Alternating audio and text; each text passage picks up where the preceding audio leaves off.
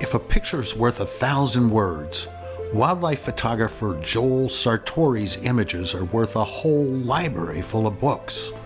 Joel is best known for his iconic portraits of vanishing animals.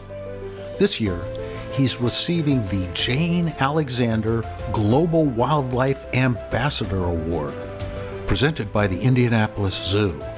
The majority of the animals I film have never been documented well, and some have never even been photographed alive. Joel is talking about the Photo Ark, a project he started in 2005 with the aid of National Geographic. And then I thought, I wonder what it would take to do every animal in captivity around the world. Well, I started in. When I started it, I didn't think it'd turn into something like this. So I felt there was a need for this, to really document well what biodiversity looked like, to show in one place, here's what the minnows look like. Look at this. Aren't they diverse? Aren't they amazing? Aren't they works of art? Aren't they worth saving? We work at zoos and aquariums, wildlife rehab centers. We work at private breeders. I'll go out with bird banders once in a while. The idea for the Photo Ark came to Joel when he was forced to take a break from his 17-year globe-trotting career as a National Geographic photographer.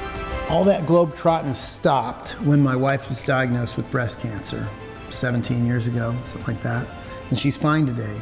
But we had 3 young kids at the time. She and I talked about, well, if she makes it through this, and there was no guarantee she would, that I would try to do something different once she got through it. And that different meant doing portraits of animals so that you could really look them in the eye and see that there's great intelligence there and beauty, and that they have a basic right to exist. The show I work for, Pet Pals TV, it can be a little tough to get an animal to look you or look the camera right in the eye. How do you do that with a bug? They look around, all animals do. They're gonna look around and eventually they'll look at you, and it looks more intentional. It looks like they were a willing participant when they look back at the cameras. Joel's Photo Ark is more than a collection of amazing animal portraits. It's a call to action. They can go to my website, which is joelsartore.com, and go to frequently asked questions. That's right up at the top. But they can also start by planting a pollinator garden in their own yard. Quit pouring poison on your yard. Quit pouring poison all over the ground to kill insects, which we really need. So far, Joel's work on the Photo Ark has resulted in over 46,000 images, documenting more than 14,000 species. With the Jane Alexander Global Wildlife Ambassador Award, the Indianapolis Zoo is recognizing Joel's vision and commitment to conservation. When we stop deforestation, it's not just to save the jaguar or the toucan. We're saving ourselves in the process. That's what the Photo Ark's all about, is to get people to wake up and realize that biodiversity exists, it's magnificent, it's worth saving, but we save ourselves while we're at it.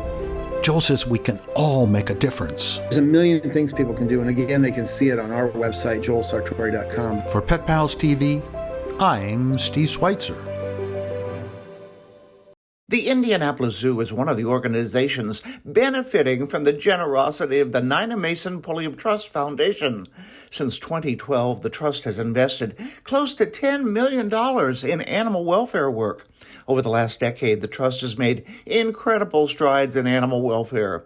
And the Indianapolis Zoo thanks Nina Mason Pulliam for her legacy of love.